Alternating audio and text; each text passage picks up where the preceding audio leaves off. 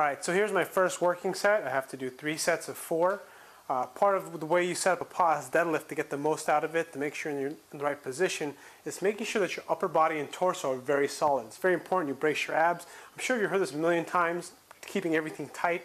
But what's important is that before you pick the weight off the ground, it's important that one of the things you put a lot of emphasis on is shifting your weight back. Because remember, you're not really just pulling the bar straight up, you're pulling it backwards. And that's one of the things that will help you get in the right position. One of the things I like about the pause deadlift, it sets you up in a way where you're actually trying to stay tight in the right position, because a lot of the time with a lot of people that I teach, what I've found is that people break at the bottom, essentially allowing their lower back to lose slack or to lose tightness, and then they create all the slack in their lower back. Their upper back is tight, their legs are loaded, but their lower back essentially takes the entire load. So when you grab the bar, it's important that when you lift the bar off the ground for the pause, is that you're shifting your weight back as much as you can, and you're aligning your shoulder blades over your shoulders over the bar.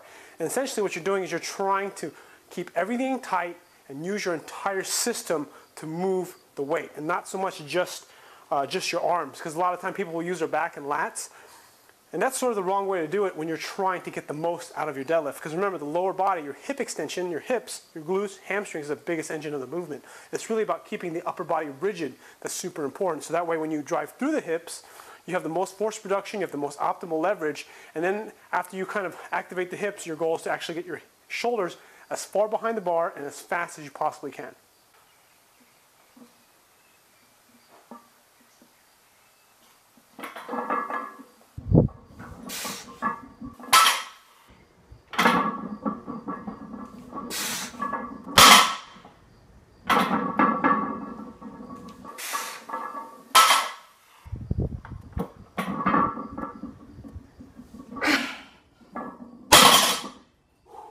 The one thing I really do like about the pause deadlift is that it allows for me to essentially set myself in a very tight position before the lift.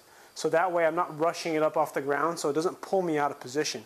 It helps me make sure that I'm really staying tight and lets me pay attention to a lot of the things that are going on in my body. So that way when I go down for the bar and set myself up to grab, I'm already set. And that way there's not a whole lot to think about. It's just a pull and then rock my hips back.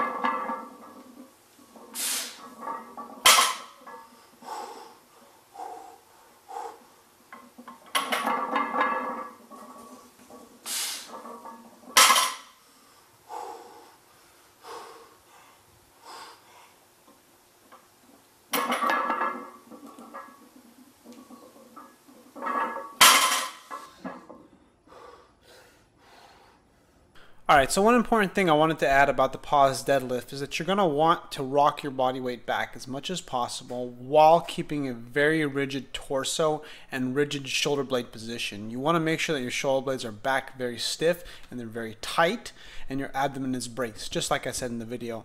One of the things that's kind of important, another way to visualize the motion or the initiation of the motion, is that you kind of want to be able to pull your shoulder blades back really tight as you rock your weight back, so that way you can keep your torso, your upper back and your lower back very rigid as the weight breaks the ground. And you pause a few inches off the ground, and then you follow through on the movement with full hip extension. If there's anything that I'll say to kind of help you learn the movement better, is that you really focus on doing a weight that is like 135 pounds and just get used to rocking the weight off the ground. Because if you're like 180 pounds or close to 200 pounds, if you squeeze the bar and you keep your upper body rigid, keeping your stomach tight, and then you rock your weight into your heels, what's going to end up happening is your body weight will lift the bar off the ground. And that's kind of what you're shooting for. That's kind of what you want, because that means you're initiating with your glutes and hamstrings. It means you're displacing your weight at the same time using your hamstrings and glutes to get the weight off the ground. Obviously, in a full deadlift, like a max effort deadlift, it's going to be a lot different, like an 85–90%. What you want is that all that entire motion happens extremely fast. you know, your glutes, hamstrings, torso stays tight, back, and everything goes into full extension. But the thing is that the problem that a lot of people have, and why the pause deadlift is a good way to teach as a good teaching tool, is that it makes sure that they're loading the biggest muscle, the strongest muscle first, and in this case, it's the hamstrings and glutes. A lot of the time, the trouble that people have is having good motor control in the upper back and core, keeping the torso as rigid as possible while being able to rock onto the hips. You kind of want to, if you've seen one of those little birds that kind of go up and down like on a water, those seesaw birds, that's kind of what you want. You want to be as rigid. You're hinging at the hips and you're bracing your torso, and then you're just letting your body pick up, rock back on the weight by using your body. So anyways, if you have any questions, please leave a comment below. Click like if you haven't already, and subscribe if you'd like to get more cool videos like this. Thanks for watching.